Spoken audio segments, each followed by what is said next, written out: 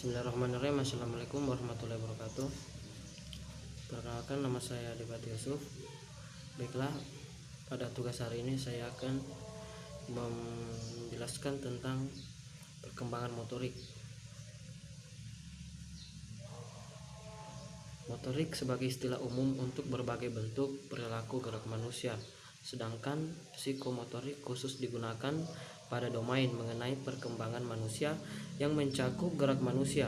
Jadi motorik ruang lingkupnya lebih luas daripada psikomotorik. Meskipun secara umum motorik sinonim digunakan dengan istilah gerak, sebenarnya psikomotorik mengacu pada gerakan yang dinamakan alih getaran elektrorik dari pusat otot besar.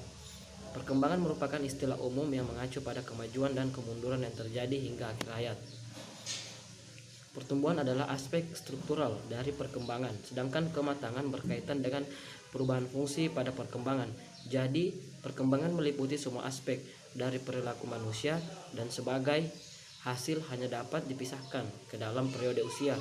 Dukungan pertumbuhan terhadap perkembangan sepanjang hidup merupakan sesuatu yang berarti. Oleh karena itu, perlunya mempelajari perkembangan motorik selama masa anak-anak. Pengertian perkembangan motorik. Perkembangan motorik adalah suatu perubahan dalam perilaku gerak yang memperlihatkan interaksi dari kematangan makhluk dan lingkungannya. Pada manusia, perkembangan motorik merupakan perubahan kemampuan gerak dari bayi sampai dewasa yang melibatkan berbagai aspek perilaku dan kemampuan gerak. Aspek perilaku dan perkembangan motorik saling mempengaruhi satu sama lainnya. Perkembangan motorik merupakan sebuah bidang studi. Secara pasti apa yang kita pelajari dalam perkembangan motorik sesungguhnya sesuatu yang bersifat kontroversi.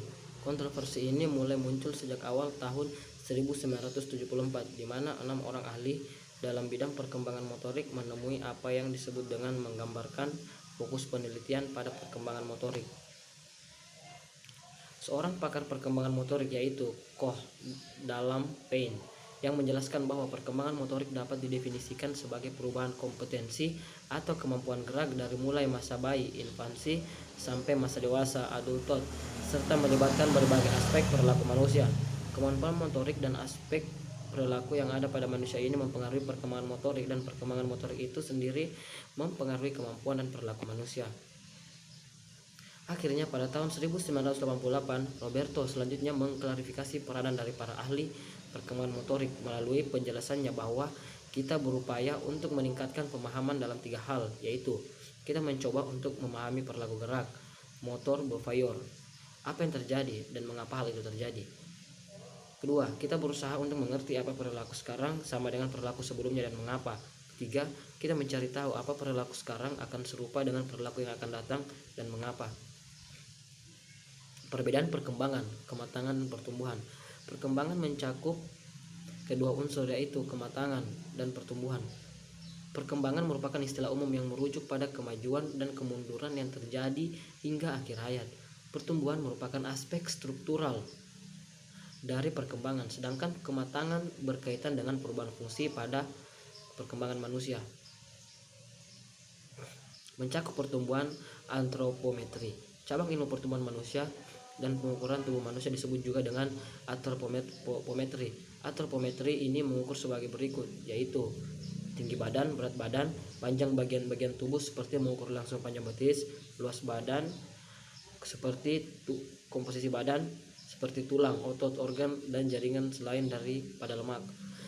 Keliling badan dari kepala, leher, pergelangan tangan, betis, paha, dan panggul. Mengukur kematangan. Kematangan adalah kemajuan yang lebih bersifat kualitatif daripada kuantitatif. Mengukur kematangan siswa lebih sering digunakan metode untuk menentukan usia kerangka skeletal dengan sinar X. Mengukur kematangan dengan melihat usia gigi atau dengan melihat ciri-ciri jenis kelamin. Mengukur perkembangan motorik karena banyaknya faktor yang mempengaruhi perkembangan motorik seperti proses kelahiran, lingkungan fisik, aktivitas fisik, dan latihan secara teratur. Maka untuk mengukur perkembangan motorik ini dapat dilakukan secara kualitatif maupun kuantitatif. Kita dapat mengukur keterampilan gerak dengan beberapa cara. Namun ada 2 metode yang cukup penting dalam menilai keterampilan gerak pada siswa, yaitu metode produk dan metode proses. Metode produk merupakan pendekatan untuk mengukur gerak, hasil akhir, outcome, dan gerak tersebut dianalisis. Contoh pertama, seorang siswa melakukan keterampilan melempar bola, maka hasil lemparan berupa jarak lemparan, cepat tidaknya lemparan, serta akurat tidaknya lemparan. Hasil yang diraih siswa dikategorikan sebagai produk keterampilan.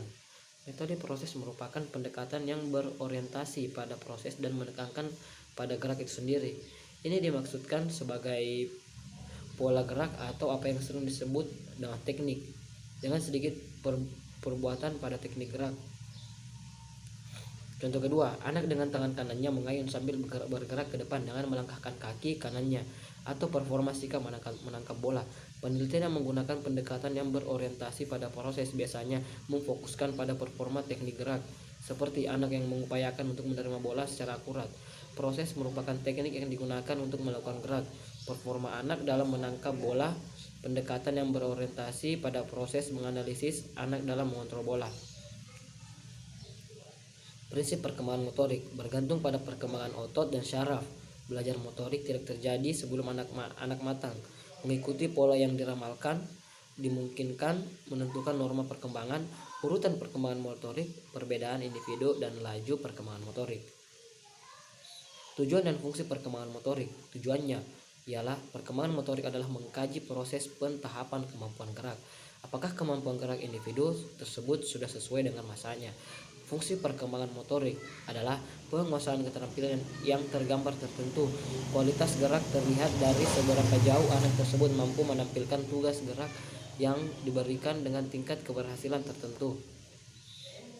Perkembangan motorik hubungannya dengan perkembangan kognitif ialah perkembangan kognitif dan perkembangan motorik secara konstan berinteraksi. Perkembangan kognitif lebih kuat bergantung pada kemampuan intelektual. Proses interaksi semacam ini nampak pada teori Piaget.